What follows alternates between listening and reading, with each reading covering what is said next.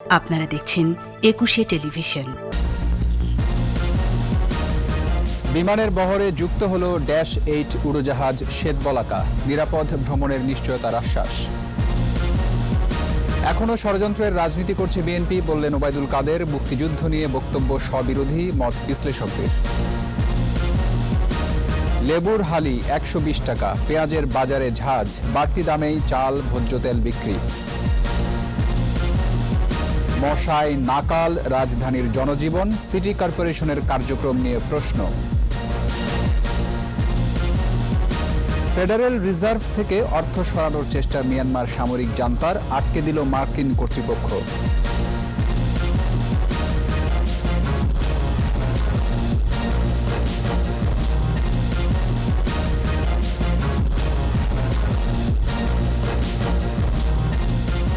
শুনছিলেন first security ইসলামী bank limited সংবাদ শিরোনাম। আমন্ত্রণ রাত 11টার 21 সংবাদের সাথে আছি রক্তিম ত্রিপুরা। আমাদের এই সংবাদ একই সাথে আপনারা দেখতে পাবেন আমাদের ফেসবুক পেজে www.facebook.com/2124 অনলাইনে।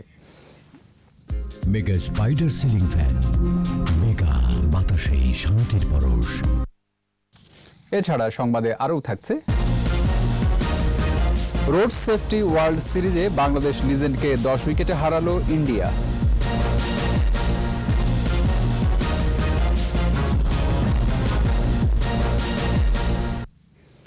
বিমানবহরে যুক্ত হল তৃতীয় -8 উড়োজাহাজ শ্বেতবলাকা। বাংলাদেশ ও কানাডা সরকারের মধ্যে G2G ভিত্তিতে কেনা বিমানটি শুক্রবার বিকেলে হযরত শাহজালাল আন্তর্জাতিক বিমানবন্দরে পৌঁছে। চলতি মাসের 14 তারিখে প্রধানমন্ত্রী শেখ হাসিনা এর উদ্বোধন করবেন বলে নিশ্চিত করেছেন বেসামরিক বিমান ও পর্যটন প্রতিমন্ত্রী মাহবুব আলী। রিপোর্টে আরও জানাচ্ছেন মোহাম্মদ নুরুন্নবী। পরন্ত বিকেল, পশ্চিম আকাশে হঠাৎ উকি দিল বিমানের নতুন অতিথি শ্বেতবলাকা।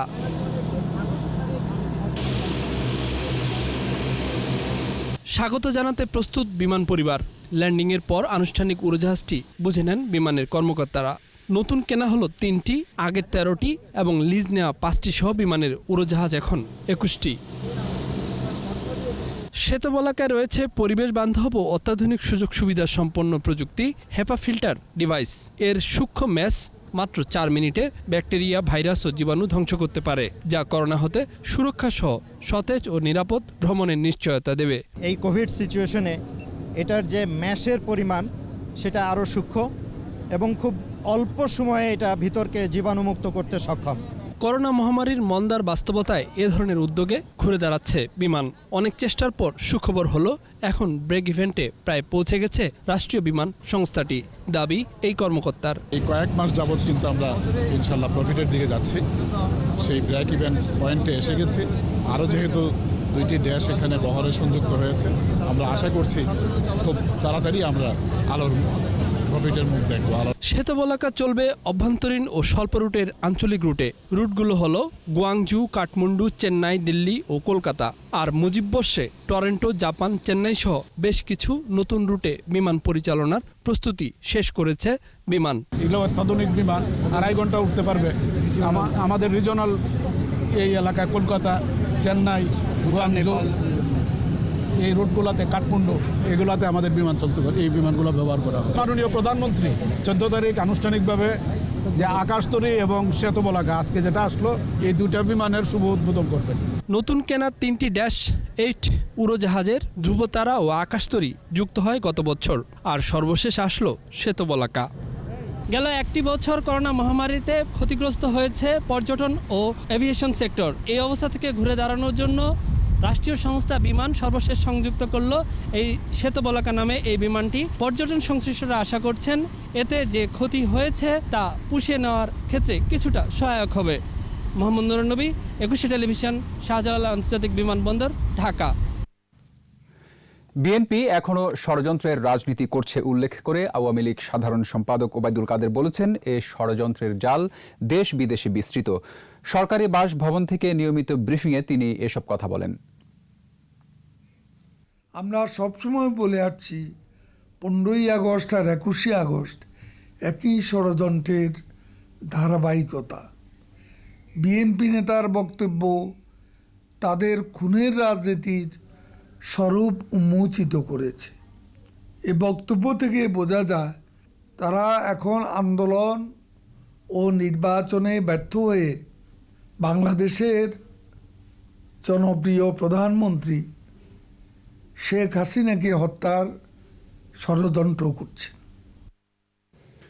স্বাধীনতার সুবর্ণ জয়ন্তীতেও মুক্তিযুদ্ধ এবং স্বাধীনতার প্রশ্নে জাতি এখনও বিভক্ত। বিএনপি মহাসচিবের এই বক্তব্য স্ববিরোধী বলে মনে করেন বিশ্লেষকরা। মির্জা ফখরুল কথাটি এমন এক সময়ে বললেন যখন স্বাধীনতা বিরোধী দল জামায়াতে ইসলামীর সাথে বিএনপির ভীষণভাবে সখ্য। রাজাকার আলবদরদের গাড়িতে জাতীয় পতাকা দিয়েও নিজেদের প্রশ্নবিদ্ধ করে রেখেছে বিএনপি। জসিম জুয়েলের রিপোর্ট। স্বাধীনতা সুবর্ণ জয়ন্তী অনুষ্ঠান উদযাপন করছে জাতীয়তাবাদী দল বিএনপি। ১ মার্চ জাঁকজমকভাবে উদ্বোধন করা হয় বছরব্যাপী অনুষ্ঠানের। দলটিতে মুক্তিযোদ্ধা থাকার পরও দণ্ডপ্রাপ্ত তারেক রহমানকে দিয়ে উদ্বোধন করানোয় সমালোচনাও কম হয়নি। সুবর্ণ জয়ন্তী অনুষ্ঠানে বিএনপির মহাসচিব মির্জা ফখরুল ইসলাম আলমগীর তার বক্তব্যে বলেন, ৫০ বছরও জাতি এখনো ঐক্যবদ্ধ হতে পারেনি। এই ৫০ বছরে জাতিকে ঐক্যবদ্ধ করা দূরে থাকুক, আরো বিভক্ত করা হয়েছে। স্বাধীনতাকে সুসংহত করার চেয়ে আরো বেশি দুর্বল করা হয়েছে। আরেক অনুষ্ঠানে ফখরুল বলেন, স্বাধীনতার প্রশ্নে জাতি এখনো দ্বিধা বিভক্ত। দেশের স্বার্থে এক হতে না পারা লজ্জার বলেও মন্তব্য করেন তিনি। নিজেদের উপরে একটা ঘৃণা আসে, ধিক্কার আসে যে না আমরা সেটা করতে পারিনি। বিএনপির মহাসচিব কথাগুলো যখন বললেন তখনও বিএনপির অন্যতম শরিক স্বাধীনতা বিরোধী দল জামায়াত ইসলামী। বিএনপির ঘাড়ে চড়ে জামায়াতের রাজনৈতিক বিচরণ। আবার রাজাকার আলবদরদের মন্ত্রীও বানিয়েছে বিএনপি। ধাপে ধাপে দেখেছি যে তারা এক পর্যায়ে এসে ৭১-এর ঘাতক দালাল জামাতে ইসলামকে তাদের শুধু জোট সঙ্গী করেনি, তাদেরকে নিয়ে তারা একসাথে সরকার গঠন করেছে। জামায়াতের সঙ্গ ছাড়ার জন্য দলটির ভেতর থেকে নানা সময়ে দাবি উঠলেও অজানা কারণে জামায়াত আছে বিএনপির কাঁধেই। মুক্তিযুদ্ধ প্রশ্নে আমরা তো প্রত্যাশা করি যে দেশের সকল রাজনৈতিক দলের মধ্যে একটা সমসুর থাকবে। তাদের সম্পর্কটা তো মনে হচ্ছে যে এমন একটা গাঁটছড়ায় বাঁধা যা থেকে যা বিএনপি অতিক্রম করতে পারছে না। তো বিএনপি যদি এই রাজনীতিকে অব্যাহতভাবে ধারণ করে তাহলে আপনার এই স্বাধীনতার সুবর্ণ জয়ন্তীতে এসেও যদি এই অবস্থা থাকে তাহলে তো দেশের মধ্যে এই বিভক্তি থাকবেই। জামায়াতকে সঙ্গে নিয়ে স্বাধীনতা এবং মুক্তিযুদ্ধ নিয়ে দলটির নেতাদের মুখে বড় কথা কতটা মানানসই সেটাও বড় প্রশ্ন হয়ে এসেছে। এখন আমরা যদি হায়নাদের বিরুদ্ধে প্রতিরোধ গড়ে তুলতে না পারি। জসিম জুয়েল, ২১শে টেলিভিশন, ঢাকা। এবার লেবুও সাধারণ ক্রেতার নাগালের বাইরে। এক হালির দাম ১২০ টাকা। এছাড়া আগের বাড়তি দামে বিক্রি হচ্ছে চাল ও ভোজ্য তেল। এক সপ্তাহের ব্যবধানে পেঁয়াজের দাম বেড়েছে কেজিতে ৫ থেকে ৬০ টাকা। তহিদুর রহমানের রিপোর্ট। রাজধানীর হাতিরপুল বাজারের চিত্র। আগের বাড়তি দামে বিক্রি হচ্ছে ভোজ্য তেল। চালের দামও আগের মতো বাড়তি। দেশি পেঁয়াজের কেজি ৪০ আর আমদানি করা পেঁয়াজ বিক্রি হচ্ছে ২৫ টাকায়। তাই বাজারে নজরদারি বাড়ানোর তাগিদ ক্রেতাদের। ওই বড় পেঁয়াজটা কেজিতে ৬ টাকা ৬০ টাকা বাড়ছে। আর চাল তেলেও বাড়ার একটা সম্ভাবনা কোম্পানি আমাদেরকে বলে গেছে যে ১ লিটার ৫ টাকা ৬ টাকা করে আরো বাড়তে পারে। ডিসির দাম ১ কেজিতে ২ টাকা ৩ টাকা করে বাড়তেছে। অনেকের কাছে চিনিয়ে নেয়। অনেক কোম্পানির অলরেডি এই সমস্ত কথাই বলতেছে। বাজারে যদি আমদানি একটু বেশি হয় বা এটা ক্রেতা একটু কম হয় তাহলে মনে করেন বাজারটা নিয়ন্ত্রণেই থাকে। শীতকালীন সবজির দাম সহনীয় থাকলেও গ্রীষ্মকালীন সবজির দাম চড়া। চিচিঙ্গা ৬০, ঢেঁড়স বিক্রি হচ্ছে ৮০ টাকা কেজি দরে। আলুর কেজিতে ১ থেকে ২ টাকা বেড়ে ২০-২১ টাকায় বিক্রি হচ্ছে। তবে চড়া দামে বিক্রি হচ্ছে লেবু। কলা ভেন্ডি ৮০ টাকা কেজি, ভেন্ডি ৮০, করলা ৮০, আর লেবুর দামটা একটু বেশি। রুই কাতলের কেজি ২০০ থেকে ৬০০ টাকা। ৫০০ গ্রাম ওজনের শোল মাছের কেজি ৫৫০ টাকা। কোরাল মাছ, বড় কোরাল মাছ হচ্ছে ৫০০ টাকা ৬০০ টাকা। বড় কাতলা মাছ হচ্ছে ৪০০ টাকা আছে, ৩৫০ আছে, ২৫০ আছে। মানে ভালো মন্দর ভিতরে ডিফারেন্স। উৎপাদন পরে যারা আনতেছে তারা ঠিকই আনতেছে, কিন্তু আসলে বাজার তারা ক্রাইসিস বলে তারা সরবরাহ কম বলে তারা দাম বৃদ্ধি করে। আমার মতে যে এই বাজার ব্যবস্থা মনিটরিং ব্যবস্থা বানানো উচিত। গরুর মাংসের কেজি ৬০০ আর ব্রয়লার মুরগির কেজি ১৫০ টাকায় বিক্রি হচ্ছে। তৌহিদুর রহমান, ২১শে টেলিভিশন, ঢাকা। এবার আমাদের বিশেষ আয়োজন জনদুর্ভোগ।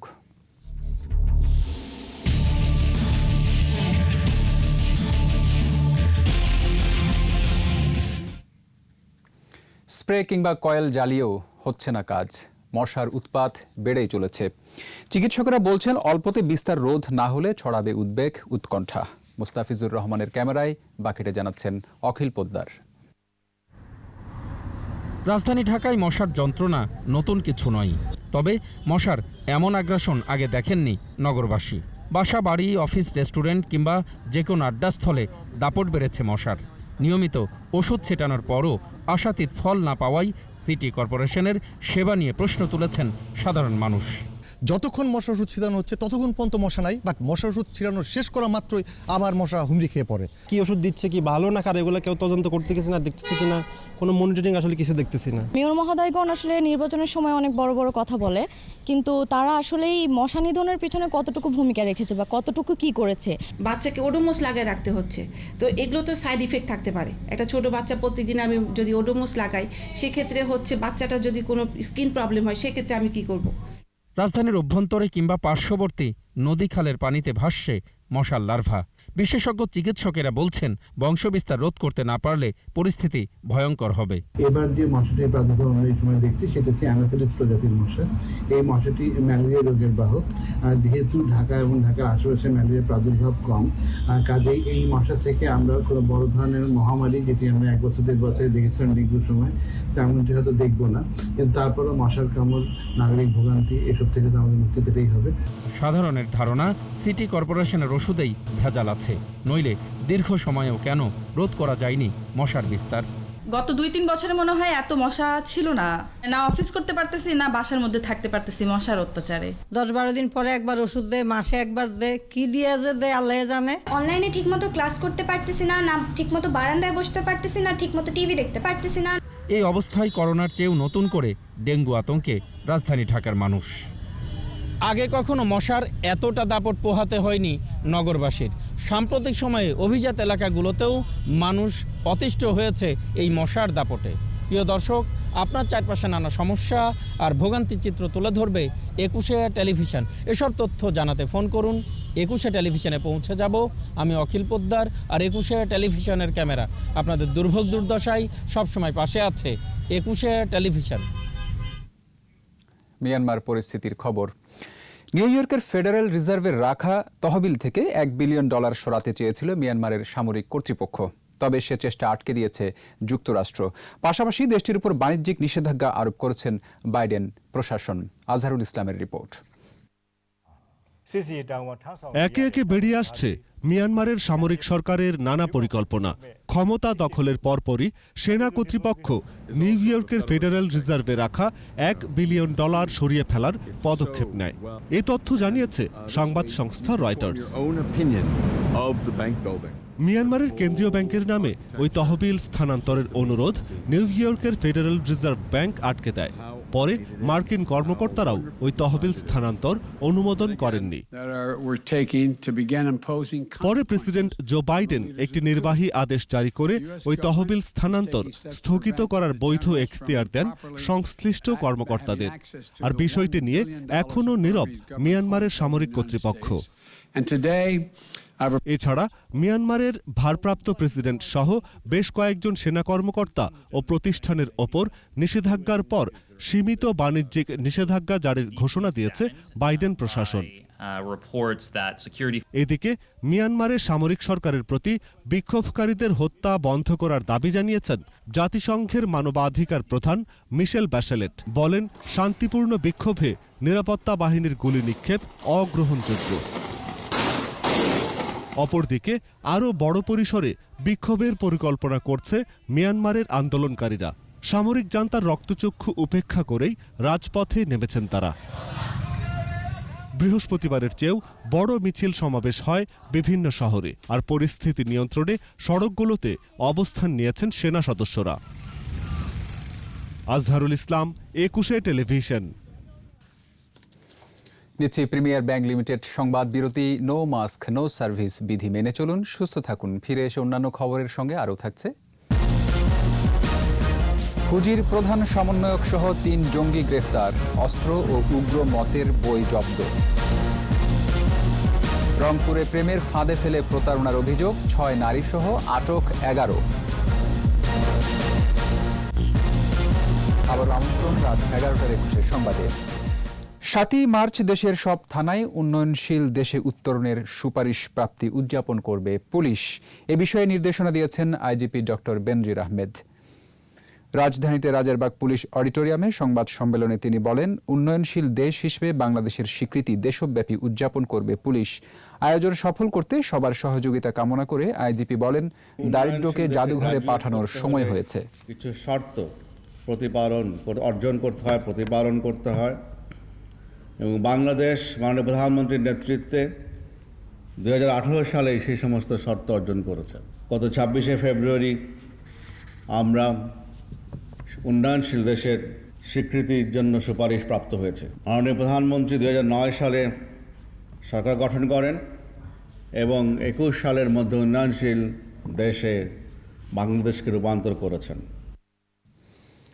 করোনায় গত 24 ঘন্টায় আরও 6 জনের মৃত্যু হয়েছে। এ নিয়ে মোট মৃত্যু ৮,৪৪১। ঢাকা বিভাগে মৃত্যুহার সবচেয়ে বেশি, ৫৫.৯৮%। স্বাস্থ্য অধিদপ্তরের তথ্য অনুযায়ী ১৩,৮৭৯ জনের নমুনা পরীক্ষায় পজিটিভ ৬৩৫ জন। এ নিয়ে টানা 3 দিন ধরে ৬০০-র উপরে শনাক্তের সংখ্যা। মোট শনাক্ত ৫,৪৯,১৮৪। নতুন ৬৭৬ জন সহ সুস্থ হয়েছেন ৫,০১,১৪৪ জন। দৈনিক সংক্রমণ হার ৪.৬৩%। এ পর্যন্ত শনাক্ত হার ১৩.৩৩% ও সুস্থতার হার ৯১.২৫%। যে কোনো মূল্যে সাম্প্রদায়িক সম্প্রীতি ও ভ্রাতৃত্ববোধের বন্ধন ধরে রাখতে হবে বলে মন্তব্য করেছেন ধর্ম প্রতিমন্ত্রী ফরিদুল হক খান। চট্টগ্রামের লোহাগাড়ায় বৌদ্ধ ধর্মীয় গুরু কর্মজ্যোতি জিনানন্দ মহাথের এর অন্ত্যেষ্টিক্রিয়া অনুষ্ঠানে তিনি আরও বলেন, অসাম্প্রদায়িক বাংলাদেশ বিনির্মাণে প্রধানমন্ত্রী শেখ হাসিনা নিরলসভাবে কাজ করে যাচ্ছেন। এ সময় পার্বত্য চট্টগ্রাম বিষয়ক মন্ত্রী বীর বাহাদুর উসয় সিং এমপি বলেন, জাতির পিতা বঙ্গবন্ধু শেখ মুজিবুর রহমান এমন একটি দেশ চেয়েছিলেন যেখানে হিন্দু, মুসলিম, বৌদ্ধ, খ্রিস্টান, পাহাড়ি, বাঙালি ভ্রাতৃত্ববোধের বন্ধনে বসবাস করবে। সেটি হলো বঙ্গবন্ধুর স্বপ্নের বাংলাদেশ। অনুষ্ঠানে অন্যান্যের মধ্যে উপস্থিত ছিলেন বৌদ্ধদের সর্বোচ্চ ধর্মীয় গুরু ডক্টর জ্ঞানশ্রী মহাথের, প্রধানমন্ত্রীর বিশেষ সহকারী ও বাংলাদেশ আওয়ামী লীগের দপ্তর সম্পাদক ব্যারিস্টার বিপ্লব বড়ুয়া। মাননীয় প্রধানমন্ত্রী শেখ হাসিনা অসাম্প্রদায়িক সোনার বাংলা প্রতিষ্ঠায় নিরলসভাবে কাজ করে যাচ্ছেন। বিশ্বের মানচিত্রে বাংলাদেশ আজ উন্নয়নের রোল মডেল। এদেশের উন্নয়ন অভিযাত্রায় সকল সম্প্রদায়ের পাশাপাশি বৌদ্ধ ধর্মীয় জনগোষ্ঠী গুরুত্বপূর্ণ ভূমিকা রাখছে। নিষিদ্ধ সংগঠন হরকাতুল জিহাদ আল ইসলাম হুজির অপারেশন শাখার প্রধান সমন্বয়ক সহ ৩ জঙ্গিকে গ্রেফতার করেছে পুলিশের কাউন্টার টেরোরিজম ইউনিট। সে সময় তাদের কাছ থেকে অস্ত্র, গাড়ি সহ জিহাদি বই জব্দ করা হয়। রাজধানীর সায়েদাবাদ এলাকা থেকে তাদের গ্রেফতার করা হয়। পুলিশ জানায়, প্রাথমিক জিজ্ঞাসাবাদে তারা হুজির সক্রিয় সদস্য বলে স্বীকার করেছে। গ্রেফতারকৃতরা হরকাতুল জিহাদ আল ইসলামী পুনর্গঠনের কাজ করা সহ রাজধানীতে বড় ধরনের নাশকতা করার পরিকল্পনা করছিল বলে জানিয়েছে পুলিশ।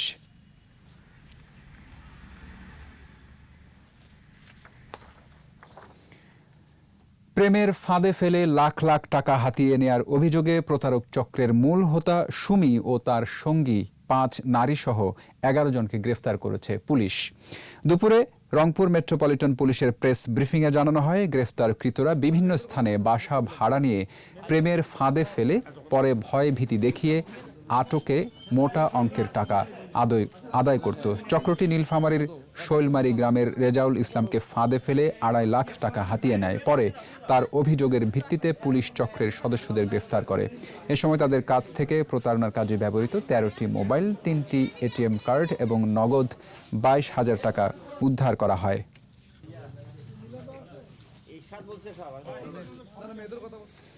এবার আমাদের বিশেষ আয়োজন স্বাধীনতার 50।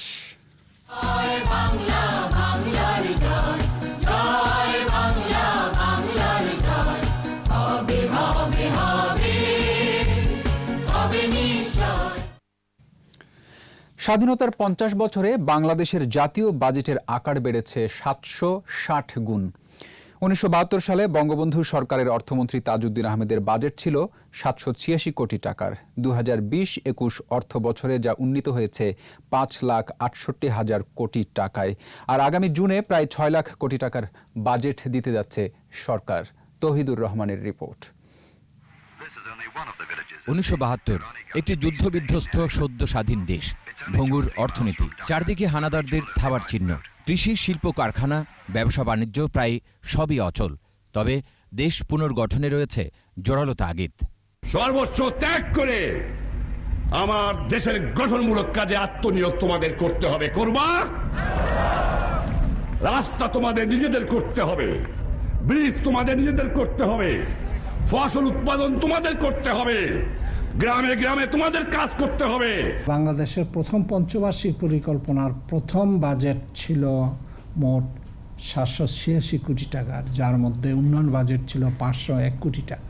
এমন পরিস্থিতিতে 1972 সালের 30 জুন 786 কোটি টাকার প্রথম বাজেট দেন বঙ্গবন্ধু সরকারের অর্থমন্ত্রী তাজউদ্দিন আহমেদ। শুরু হয় দেশ পুনর্গঠনের কাজ।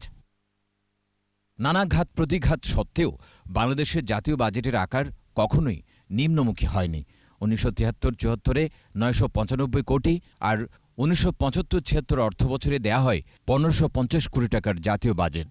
কিন্তু 75-এর 15 আগস্ট বঙ্গবন্ধুকে সপরিবারে হত্যার পর বাজেটের বৈশিষ্ট্য ও লক্ষ্যে পরিবর্তন আসে, দিকভ্রান্ত হয় জাতি। প্রথম পঞ্চবার্ষিক পরিকল্পনার ফলে রাষ্ট্রীয় যে দর্শন, অর্থনৈতিক যে ধারা চালু করার চেষ্টা করা হয়েছিল প্রথম পঞ্চবার্ষিক পরিকল্পনায়, সে ধারাটি আর অব্যাহত থাকেনি। তবে 2008 সালের জাতীয় নির্বাচনে জাতির জনকের কন্যার নেতৃত্বে আওয়ামী লীগ ক্ষমতায় আসার পর লাফিয়ে বাড়তে থাকে বাজেটের আকার।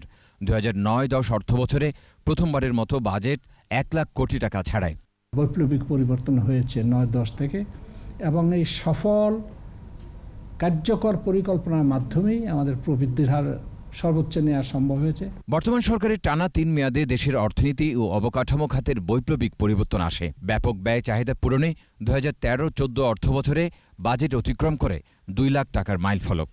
বাংলাদেশের 50তম জন্মজয়ন্তীতে আমরা কোথায় পৌঁছাব তার একটি দীর্ঘমেয়াদী স্বপ্ন সেখানে অঙ্কন করা হয়। এদিকে 2016-17 অর্থবছরে এসে জাতীয় বাজেটের আকার দাঁড়ায় 3,40,000 কোটি টাকা। এরই ধারাবাহিকতায় পরের বছর 4,266 কোটি টাকা এবং 2019-20 অর্থবছরে বাজেট রূপ নেয় 5 লাখ কোটি টাকায়। আর চলতি অর্থবছরের 5,68,000 কোটি টাকার বাজেট বাস্তবায়নে কাজ করছে সরকার। আগামী জুনে আরেকটি নতুন বাজেট আসছে, প্রাথমিক তথ্য অনুযায়ী যার আকার হতে পারে 5,96,000 কোটি টাকা। তৌহিদুর রহমান, 21 টেলিভিশন, ঢাকা। নিচ্ছি প্রিমিয়ার ব্যাংক লিমিটেড সংবাদ বিরতি। নো মাস্ক নো সার্ভিস বিধি মেনে চলুন, সুস্থ থাকুন। ফিরে এসে অন্যান্য খবরের সঙ্গে আরও থাকছে। দেশীয় পেঁয়াজের সরবরাহ কম, 36 দিন বন্ধের পর আবার আমদানি শুরু। প্রথমবারের মতো নতুন নীতি প্রয়োগ, করোনার ভ্যাকসিন রপ্তানি স্থগিত করল ইতালি।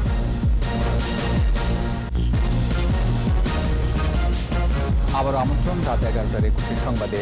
কুষ্টিয়া জেলার মিলপাড়া এলাকায় মালবাহী ট্রেনের বগি লাইনচ্যুত 5টি বগি উদ্ধারে কাজ শুরু হয়েছে। সন্ধ্যায় বাংলাদেশ রেলওয়ের পাকশি জোনের উদ্ধারকারী দল ঘটনাস্থলে এসে কাজ শুরু করে। এর আগে দুপুর 2টার দিকে লাইনে আগে থেকে দাঁড়িয়ে থাকা একটি ট্রলির সঙ্গে সংঘর্ষের পর লাইনচ্যুত হয় বগিগুলো। এতে হতাহতের ঘটনা না ঘটলেও ট্রেনের লাইন দুমড়ে মুচড়ে যায়। এই ঘটনায় কুষ্টিয়ার সাথে খুলনা, রাজশাহী, গোয়ালন্দ ও ফরিদপুরের রেল যোগাযোগ বন্ধ রয়েছে। এদিকে দুর্ঘটনা তদন্তে 2টি কমিটি গঠন করা হয়েছে বলে জানিয়েছে রেল কর্তৃপক্ষ। বায়োস্কোপ, পুতুল নাচ, বাউল গান সহ আবহমান বাংলার লোকজ সংস্কৃতির ব্যবহার্য জিনিসপত্রের সাথে নতুন প্রজন্মের পরিচয় করাতেই নারায়ণগঞ্জের সোনারগাঁওয়ে চলছে মাসব্যাপী লোকজ উৎসব। করোনা মহামারীর জন্য এবার কমেছে কারুশিল্পীদের অংশগ্রহণ। রবিউল ইসলামের ক্যামেরায় আমাদের নারায়ণগঞ্জ জেলা প্রতিনিধি বিমল রায়ের রিপোর্ট, জানাচ্ছেন মাসুম আলিসা। নারায়ণগঞ্জের সোনারগাঁওয়ে বাংলাদেশ লোক ও কারুশিল্প ফাউন্ডেশনে 1 মার্চ লোকজ এ উৎসব উদ্বোধন করেন সংস্কৃতি প্রতিমন্ত্রী KM খালিদ। এখানে 75টি স্টলে প্রদর্শিত হচ্ছে গ্রাম বাংলার ঐতিহ্যবাহী নানা পণ্য। রাজশাহীর শখের হাড়ি, বায়োস্কোপ, নওগাঁ ও মাগুরার শোলা শিল্প, মুন্সিগঞ্জ ও সুনামগঞ্জের শীতলপাটি, চট্টগ্রামের তালপাতার পাখা, রংপুরের শতরঞ্জি, সোনারগাঁয়ের কাঠের পুতুল, কুমিল্লার তামাকাশা, রাঙামাটি ও খাগড়াছড়ির ক্ষুদ্র নৃগোষ্ঠীর কারুপণ্য প্রদর্শন ও বিক্রির ব্যবস্থা রয়েছে। করোনা মহামারীর জন্য কমেছে কারুশিল্পীদের অংশগ্রহণ, নেই আগের মতো বেচাকেনাও। মেলায় লোকজনের সমাগম কম, কাজ কইরা বুট দিয়ে রাখছি, বেচা কিনা তেমন হইতেছে না।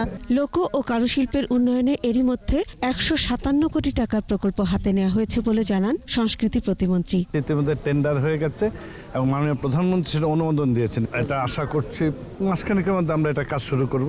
ঐতিহ্যবাহী নাগরদোলা, পুতুল নাচ, বায়োস্কোপ ও নৌবিহার উপভোগের পাশাপাশি জাদুঘরের বিভিন্ন গ্যালারি ঘুরে দেখছেন দর্শনার্থীরা। আমরা প্রতি বছরই সোনারগাঁ জিআরের পক্ষ থেকে এখানে অ্যাটেন্ড করি। প্রথম দিনই আমাদের এই জীবন্ত প্রদর্শনীটা থাকে, দেখতে আসছি, ঐতিহ্যকে উপভোগ করতে আসছি। উৎসব চলবে 30 মার্চ পর্যন্ত। এবার অংশ নিয়েছেন দেশের প্রত্যন্ত অঞ্চলের 48 জন কারুশিল্পী। মাসুমা লিসা, 21 টেলিভিশন। এবার ব্যবসা বাণিজ্যের খবর।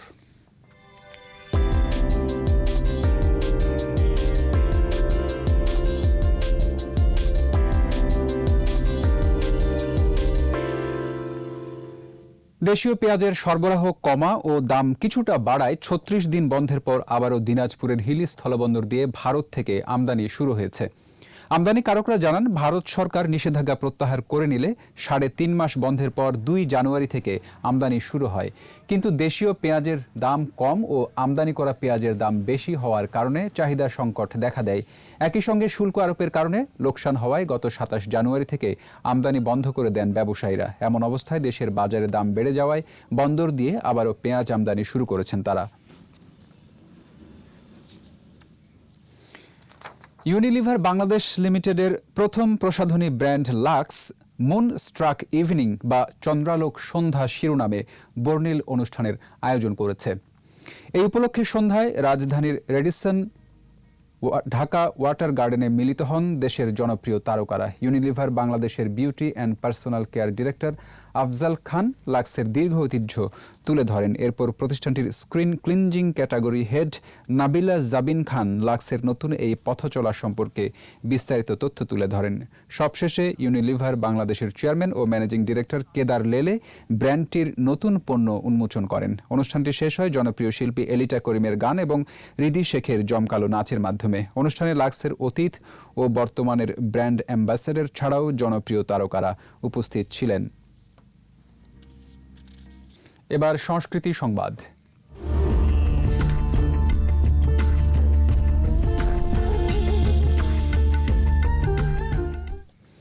জাতির পিতা বঙ্গবন্ধু শেখ মুজিবুর রহমানের জন্মশতবর্ষ উপলক্ষে বাংলাদেশ শিল্পকলা একাডেমির জাতীয় নাট্যশালায় মঞ্চস্থ হল গীতি নৃত্যালেখ্য সবার হৃদয়ে বঙ্গবন্ধু।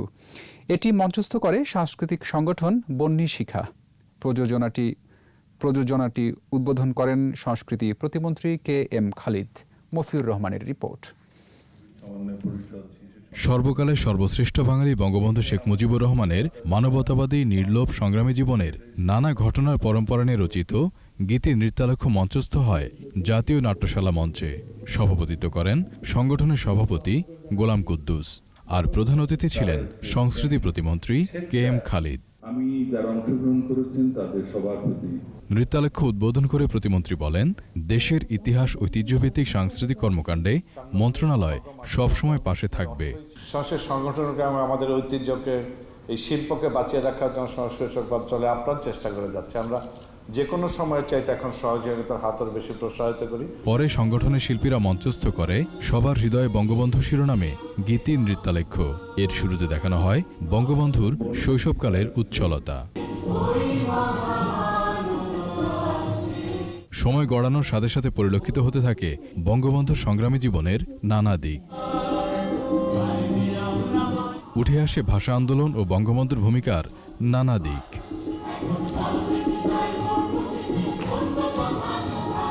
ক্রমান্বয়ে আসে মার্চ মাস, এরই মাঝে ঐতিহাসিক ভাষণ।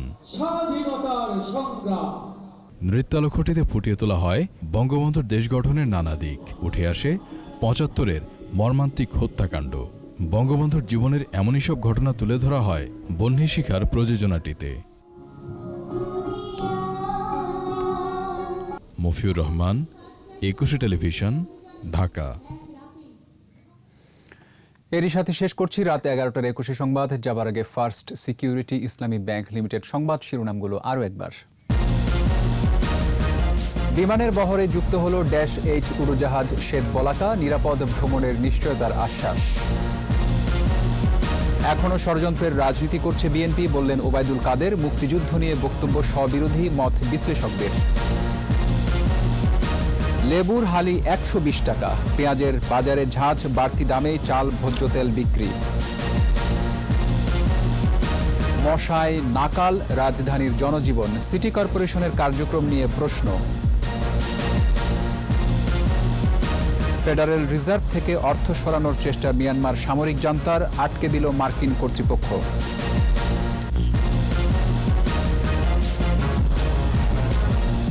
সর্বশেষ খবর জানতে ডায়াল করুন 2021 নম্বরে আর ভিজিট করুন ekushe-tv.com ওয়েবসাইটে। এছাড়া ফেসবুকে লগ ইন করতে পারেন facebook.com/ekushe24 অনলাইনে। আমাদের পরবর্তী সংবাদ রাত 1টায় দেখার আমন্ত্রণ রইল। ধন্যবাদ।